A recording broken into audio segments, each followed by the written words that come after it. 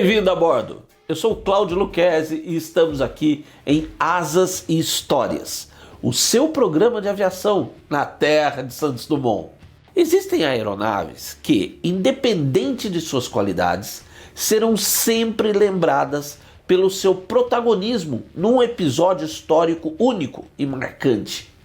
E é esse o caso desse avião, o North American B-25 Mitchell. E essa é a sua história. Os Estados Unidos entraram na Segunda Guerra Mundial em 7 de dezembro de 1941, com o ataque do Japão à sua base aeronaval em Pearl Harbor, no Havaí, uma ação que dizimou a marinha norte-americana.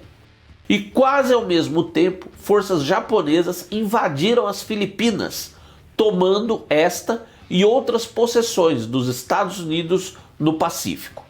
O efeito de tudo isso nos Estados Unidos foi terrível e paralisante. O país nunca enfrentara tal sequência de derrotas. Era preciso, com urgência, dar um golpe forte, mesmo que simbólico, mas que elevasse o moral e mostrasse que o adversário não era invencível e ia ser derrotado. E foi com isso em mente que, ainda no finzinho de 1941, o capitão Francis Lowe, da Marinha, sugeriu um ataque a Tóquio, com bombardeiros decolando de um porta-aviões, algo que nunca se tinha feito antes. Na época, os aviões de porta-aviões eram pequenos monomotores para poder operar dos convéses de voo desses navios, que nem chegavam perto dos gigantescos super porta-aviões de hoje. O aerotorpedeiro Douglas Devastator, de 3 tripulantes, por exemplo, tinha um peso máximo que não passava de 4.600 quilos. Mas o plano previa bombardeiros bimotores que pesavam mais que 3 vezes isso. Então a tarefa de tornar isso realidade caiu nos ombros de um ousado piloto e engenheiro de 45 anos, o tenente-coronel James Doolittle. E ele selecionou o B-25B, que tinha acabado de entrar em serviço, não tinha ainda participado sequer de um único combate, mas era moderno, com motores potentes, chegando a mais de 400 km por hora. Os aviões iam operar do mais novo porta-aviões da Marinha, o USS Hornet, com 250 metros de comprimento e capaz de levar até 72 aviões navais normais.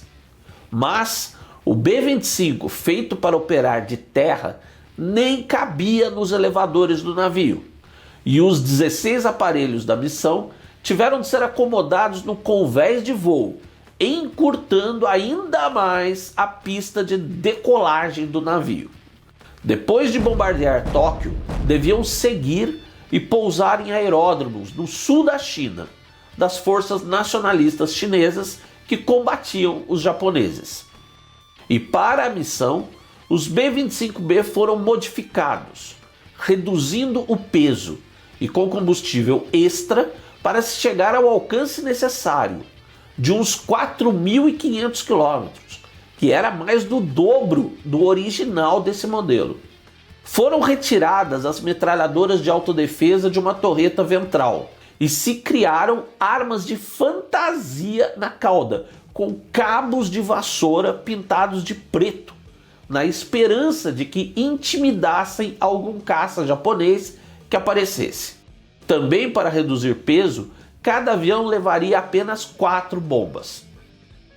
Em 2 de abril de 1942, o Hornet zarpava de São Francisco, com os 16 B-25 no seu convés de voo, as tripulações destes a bordo, 80 aviadores, mais pessoal técnico e de manutenção dos aviões.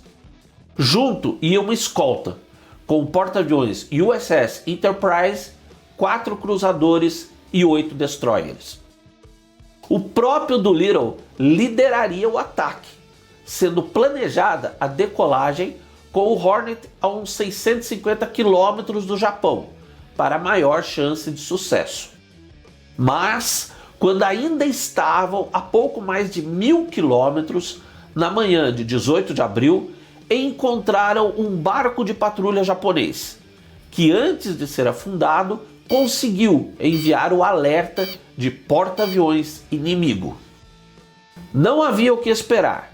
Mesmo com aquela distância extra, Doolittle ordenou a decolagem e o seu B-25B foi o primeiro, correndo uns pouco mais de 140 metros de pista do Hornet e subindo no ar.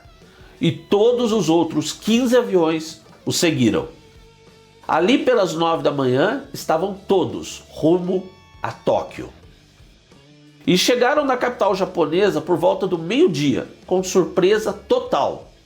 Foram atingidos todos os 10 alvos militares e industriais em Tóquio, e todos os 6 nas cidades de Yokohama, Yokosuka, Nagoya, Kobe e Osaka. Nenhum bombardeiro foi atingido pela aturdida defesa antiaérea.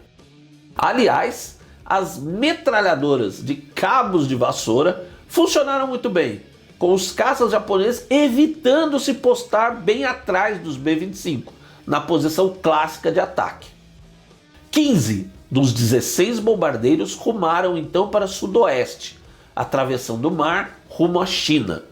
O 16º, com o combustível crítico antes dos demais, seguiu para a União Soviética, onde pousou e sua tripulação foi acolhida pelos soviéticos.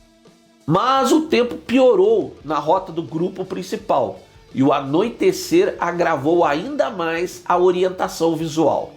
Ficou claro que não chegariam aos aeródromos chineses e todos os 15 B-25 tiveram de fazer pousos forçados ou seus tripulantes saltaram de paraquedas. E 3 destes perderam a vida nessas ações.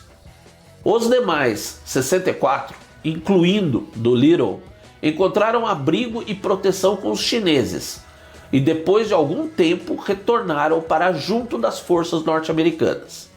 Mas 8 foram capturados pelos japoneses, torturados, e 3 destes foram executados. O outro morreu no cativeiro, mas 4 sobreviveram e foram libertados quando a guerra acabou.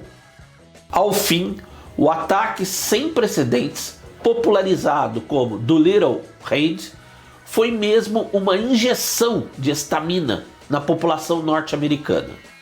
Depois de tantos golpes, os Estados Unidos ainda eram capazes de levar a guerra à própria capital inimiga. Realizado no momento crítico, foi importante para mobilizar toda a sociedade para o esforço de guerra. E foi, sem dúvida, uma das mais ousadas e arriscadas missões aéreas de todo o conflito. Por seu lado, mostrando ser um dos melhores bombardeiros médios de toda a guerra, o B-25 foi usado em toda parte e pela grande maioria das forças aliadas, com quase 10.000 tendo sido produzidos. Os primeiros do Brasil chegaram em 1942 e foi o B-25B a primeira aeronave brasileira a entrar em combate na guerra. Em 22 de maio de 1942, um destes aviões em patrulha na área de Fernando de Noronha encontrou um submarino alemão na superfície e o atacou com cargas de profundidade, enquanto este mergulhava em fuga, mas não se pôde confirmar se o submarino foi afundado ou não. Usado até como transporte, a Força Aérea Brasileira teve quase uma centena de B-25, de diversas versões, e os últimos só foram retirados do serviço em 1970. Obrigado por estar a bordo conosco em Asas e Histórias, porque pensar faz bem. Um forte abraço e até o próximo voo.